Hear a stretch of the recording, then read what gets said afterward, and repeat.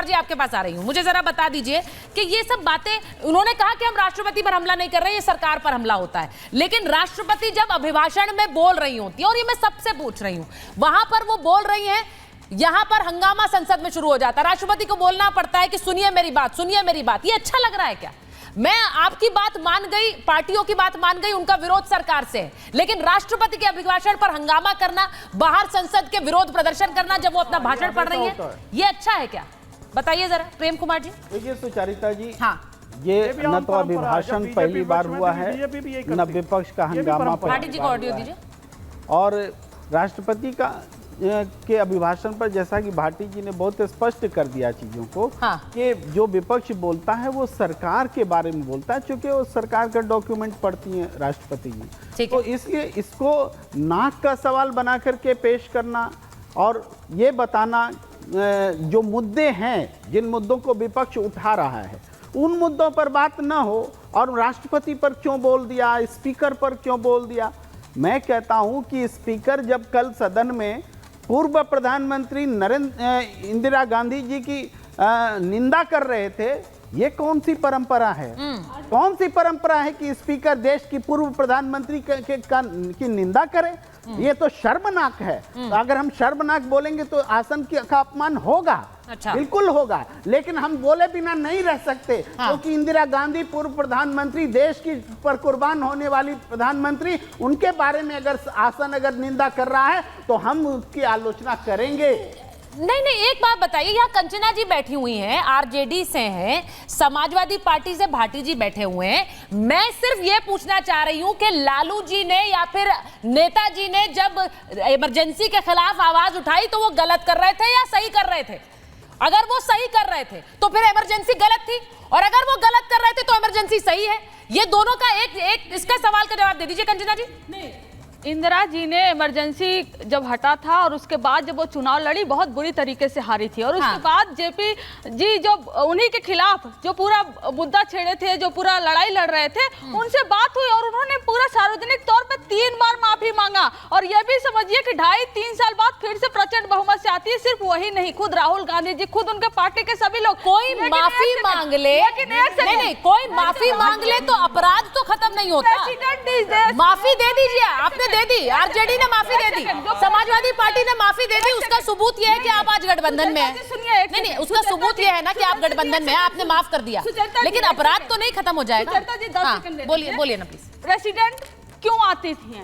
President का जो संबोधन होता है कि सरकार ने पिछले समय क्या काम किया और सरकार का रोड मैप क्या होगा, उनका इमीडिएट जो पीछे का कार्यकाल होता है और इमीडिएट जो बाद का होता है उसको संबोधन करना होता है। और वो जब जाएंगी 75 में, राष्ट्रपति जी हमारी महामहिम, हम सब इज्जत करते हैं, उस पद की इज्जत है, सब कुछ है, लेकिन जब डॉक्यूमेंट जो भारतीय जनता पार्टी उनको लिख कर दी हुई है, उस डॉक्यूमेंट में इतना पीछे का कार्यकाल का जिक्र होता है। मैं आपकी बात, मैं आपसे सिर्फ ये कहूंगी कंचना जी, आपके नेता का कद जिस तरह से बढ़ा, वो इमरजेंसी के खिलाफ आवाज उठाकर बढ़ा। ये नेताजी के बारे में भी कहूंगी, घर घर तक उनकी आवाज पहुंची थी। आज आप ही लोग, कंचना जी, आज आप ही, तो आप वो बोलिए, आप बोलिए, सुनिए, आपने कहा, एक मिनट, ठीक है कंचना जी, आप आज भी जब नरेंद्र मोदी की सरकार को घेरती हैं तो आप यही कहती है ना कि आपातकाल लगा दिया, तो वही आपातकाल लगाकर आप आपातकाल की जब बात करती है तो उस आपातकाल को आप सही कैसे कह सकती हैं जो पहले घटा? कहाँ कह रहे हैं, तब भी हम नहीं कहे थे, लेकिन आज भी हम नहीं करे। वो ठीक है, मैं किशोर जी के पास जा रही हूँ। आपको पहले कह दिया कोई गलत था, हमने ब्लैक डे के आ रही हूँ के शर्मा जी आपके पास आऊंगी, एक बार किशोर जी के पास जा रही हूं, धीरे-धीरे हमने सब कुछ किया, लेकिन आज जो इमरजेंसी देश में लगी हुई है, घोषित आपातकाल, इस पर ना बोलकर इमीडिएट, किशोर जी आ गई आपके पास, ना बोलकर अगर महामहिम जाती है 75 में सवाल उठेगा। मैं आपके पास शुरुआत से आना चाह रही हूँ किशोर जी, ये लोग आने नहीं दे रहे हैं सब लोग। मैं आपसे बस ये कहना चाहती हूँ किशोर जी, आप बहुत दिन बाद आए हैं, ये तो बताइए कि राष्ट्रपति मौजूदा तानाशाही की जिम्मेदार हैं। आपके नेता ने एक बार नहीं 3 अलग अलग माइक्स पर जाकर ये बयान दिए, तो राष्ट्रपति को घेर रहे हैं। एक मिनट मैं बताता हूं आपको कि राजकुमार बाकी जी ने जो बताया कि ये सरकार का रोड मैप होता है, तो सरकार के रोड मैप पे कोई आपत्ति है तो वो आपत्ति या आलोचना होती है, वो सरकार की होती है और सरकार की आलोचना को राष्ट्रपति जी की आलोचना नहीं समझना चाहिए। लेकिन मेरे नेता ने बहुत आगे जाके कहा है, हाँ संजय राउत, क्योंकि मैं जब देखता हूं कि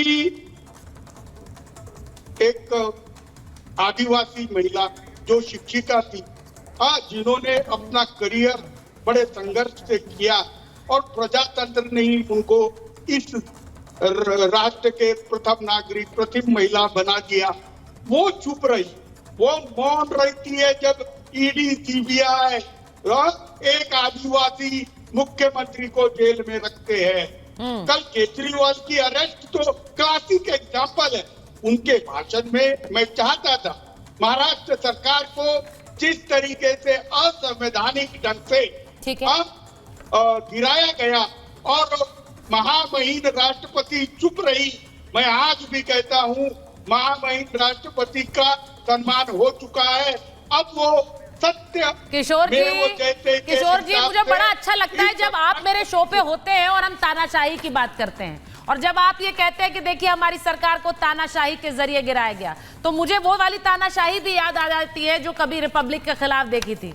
वो मुझे बड़ा अच्छा लगता है जब आप तानाशाही की बात करते हैं, इसीलिए मुझे वो स्मृतियां मेरे सामने वो स्मृतियां आ जाती हैं और फिर मुझे लगता है कि तानाशाही की बात कौन कर रहा है। अरे और सरकार आ रही है हमारी, और सरकार आ रही है महाराष्ट्र में। अच्छा, आ रही है। आप एक तरफा बयानबाजी मत करना। देखिए भाई देखिए कोई भी सरकार है जो अगर आप तानाशाही के खिलाफ है, आप तानाशाही के खिलाफ है तो किसी को डर नहीं लगना चाहिए, मैं तो ये कहूंगी जब आप खुलकर कहते हैं। लेकिन किशोर जी आपके नेता ने जो बयान दिया है मैं उस पर बार बार आना चाहती हूँ। के शर्मा जी बोल रहे हैं, के शर्मा जी मैं धीरेन्द्र जी के पास जाऊंगी। के शर्मा जी निकल रही है मुंह से, के शर्मा जी जवाब दीजिए।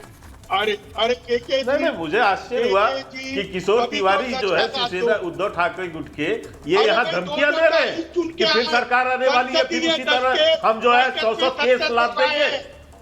अरे ये गया जमाना, ये गया जमाना।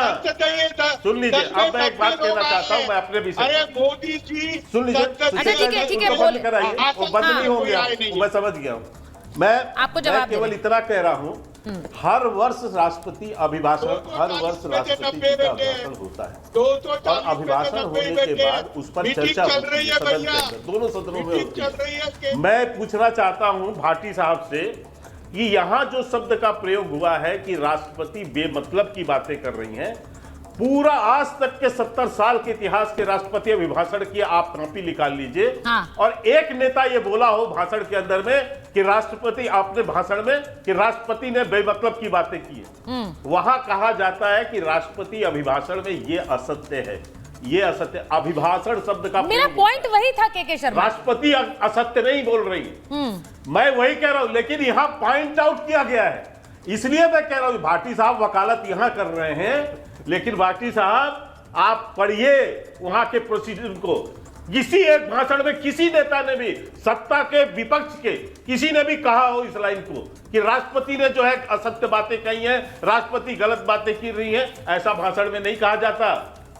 इसमें कहा जाता है कि राष्ट्रपति अभिभाषण में ये चीजें कंडिका क्रमांक में ये गलत, तो इनके नेताजी ने, ये असत्य है। भाटी जी के नेताजी ने अभिभाषण का जो बयान, जो संसदीय मर्यादा और संसदीय शब्दावली, बयान भी बहुत वायरल हो रहा है की जरूरत है राहुल गांधी और पूरे विपक्ष को।